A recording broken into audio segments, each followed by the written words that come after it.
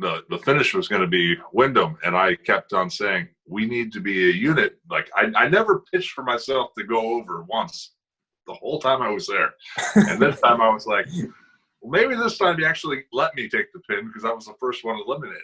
Eric, something specific I want to touch on that I thought was, watching it was one of my favorites, was when the Wyatts went up against the ECW Legends. Oh, no. I thought the whole thing worked out pretty good. Rewind, recap, relive. For over 50 episodes, the revolutionary force in wrestling interview. The boys in the back gave me a standing ovation, which is great. They got a big old pop for me. Oh, that's awesome! Yeah. No, it was funny because like when Braun came in, yeah, me and Harper became the guys that would take the pin all the time. So for weeks and weeks and weeks, it would be like, okay, I'm gonna take the pin, gonna take the pin, gonna take the pin. And I remember we had the elimination match at TLC, the tables match. And I remember I got eliminated first. And none of the other Wyatts got eliminated in the match. Just me. Yeah. And so there was always a joke about it. And then we ended up being, I think it was in Philly, we had that big blow-off match with Rhino. Do you remember that one? Yeah, I remember when Rhino. Yes. So I remember we were backstage going through that match, and the finish was going to be Wyndham, and I kept on saying we need to be a unit. Like I never pitched for myself to go over once the whole time I was there, and this time I was like, well, maybe this time you actually let me take the pin because I was the first one eliminated. Let's tell that story of a family and finally giving me a victory. Kind of like a story within a story. Yeah. Because if I'm always the one taking the brunt so you guys can win, why not have me help you guys actually win one? And then we actually are looked at more of a threat. Because I think the problem with the Wyatts toward the end was we became too much of just being foils every week, if that makes any sense. Where they didn't know how to get rid of Braun half the time because they wanted to protect him. And gotcha. They had to think of creative ways to get him out of sight, out of mind for a match, which was always a fun challenge to do, especially on a lot of these house shows where Bray and Harper would be on one loop, and then me and Braun would be on another loop tagging. So like they'd split the Wyatt family up for house show loops. So like we'd always have to constantly think of things for Braun to do. I remember one time this is off topic, but it's a funny story. We were working New Day. We were working New Day, and Braun was, pretty much brand new.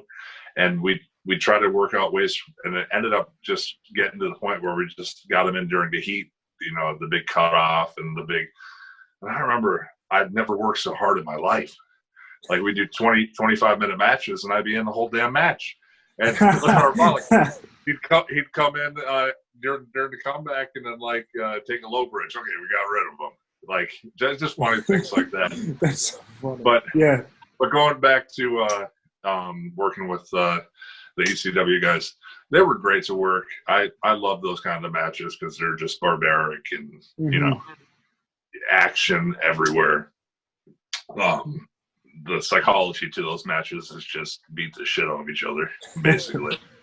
But that's why I tried to think about psychology within psychology, trying to tell a story within it, which, it's kind of hard to think about when matches like that.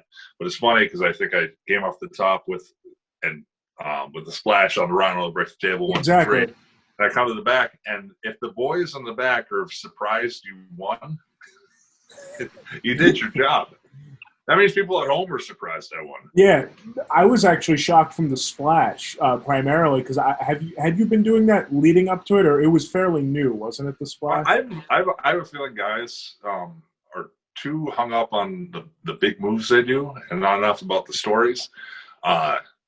If you ever watch back on matches I did, the only times they ever came off the top rope were in big pay-per-views, or if I hit it and won a match. I think I've hit it twice, and I won both those matches. One was against the poor Miz, He was terrified to take that move from me, but at the end he was like, "Oh, I didn't feel it." Which he was. He was scared leading up to it. I mean, they booked me at 315, but I weigh 340, so I was. Oh wow, they went lower. It was always odd to me. They always underbooked my weight.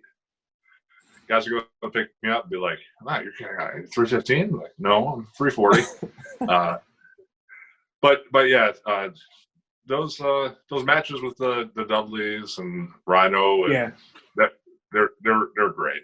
Like all those guys. So yeah, it's always fun to work with those guys. I think one of my favorite matches was actually just working a random main event match versus Rhino in singles. Like just little things like that were fun to me. So little things that stick out.